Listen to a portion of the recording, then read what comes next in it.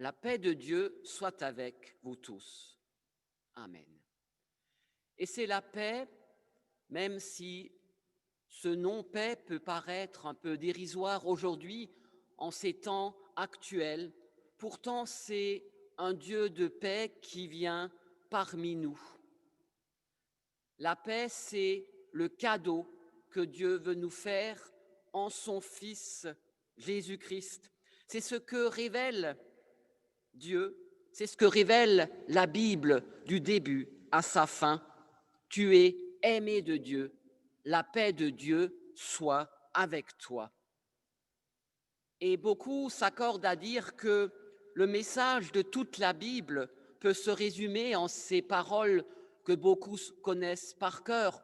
Jean 3, verset 16.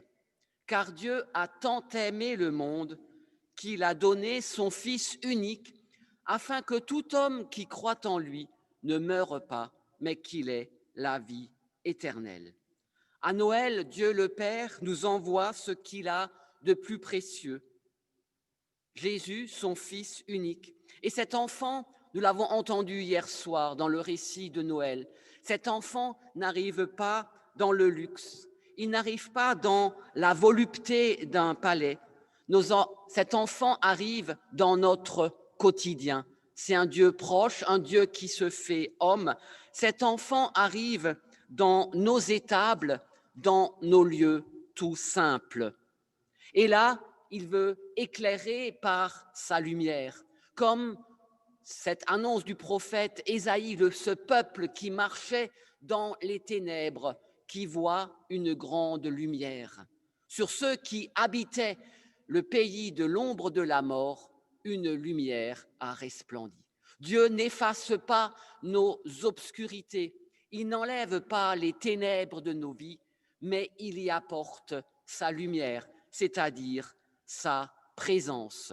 Jésus vient apporter sa paix là où se bouscule la haine.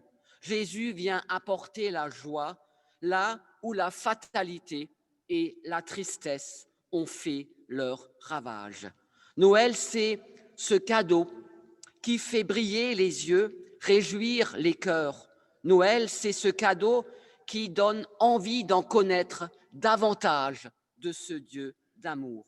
Noël, c'est un témoignage.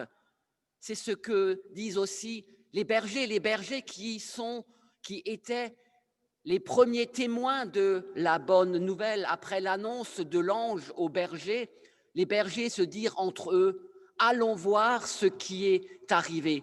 Les bergers, les premiers témoins de cette réalité nouvelle.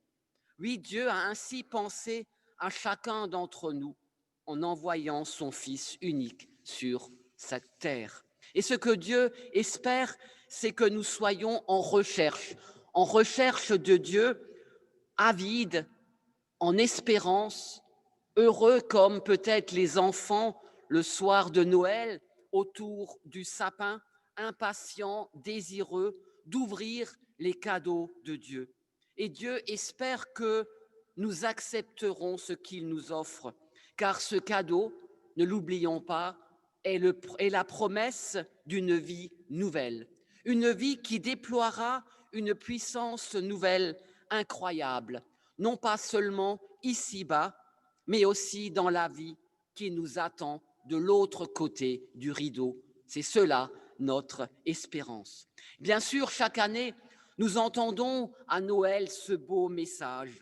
Et nous pouvons, comme les enfants, bien sûr, nous représenter la crèche, cette crèche qui a l'habitude peut-être d'être présent chez vous, à la maison en dessous du sapin, cette crèche qui est devenue quelque chose de quotidien à Noël, Jésus, Marie, Joseph, les bergers, les mages.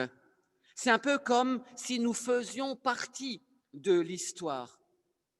Mes chers amis, ne restez pas simplement des spectateurs.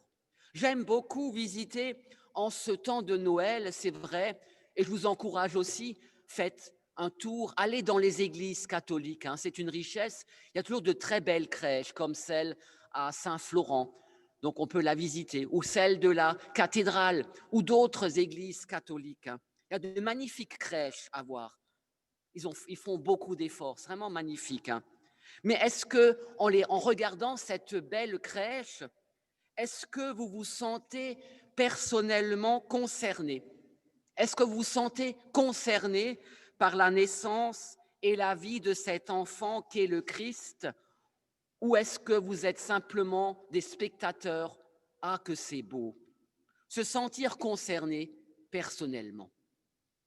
Il faut qu'on le prêche, écrit Martin Luther dans son traité de la liberté du chrétien.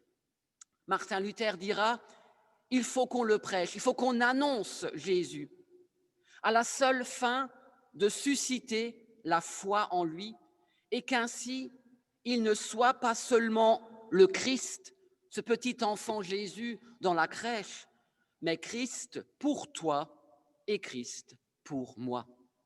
Pour Martin Luther, la crèche de Noël est pour Martin Luther une image de l'assemblée réunie pour le culte.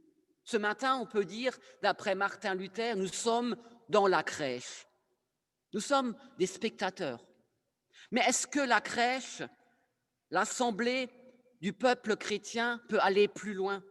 Nous sommes aussi, dira Martin Luther, les animaux de cette crèche. Christ nous est présenté en guise de pâture. Nous devons en nourrir nos âmes. C'est tout l'être du croyant qui doit être saisi. Ne soyez pas seulement des spectateurs, dira Martin Luther, mais Christ, il est aussi là pour toi, pour moi, et nous devons en nourrir, oui, nous devons en nourrir nos âmes. En nourrir nos âmes, alors ce sera un peu Noël aujourd'hui et demain, et puis le surlendemain, et finalement tous les jours qui suivent. Nous devons être saisis par cette venue de Jésus sur la terre. Car la venue de Jésus est le premier cadeau d'une longue série qui nous attend encore sous le sapin du Père. C'est la vie, cette vie donnée par Jésus. La Sainte Seine, le repas du Seigneur, est le rappel du second cadeau fait par Dieu en Jésus-Christ. La parole et le sacrement. La parole ne peut pas aller sans le sacrement. C'est ce que dira Martin Luther. C'est pour cela aussi, autour de la parole du Christ ce matin, nous sommes aussi réunis pour la Sainte Seine. Wort und Sakrament, dira Martin Luther. C'est l'essence de la vie du chrétien. Jésus va librement donner sa vie afin que tout ce qui nous sépare de Dieu soit définitivement anéanti, mis à mort, cloué sur la croix de Golgotha. Voilà l'essence du message de Noël. Et si vous avez le sentiment que ce cadeau est loin, Jésus dira « Approchez-vous de Dieu, approchez-vous de mon Père, et il s'approchera de vous. » Amen. Et Sarah va nous interpréter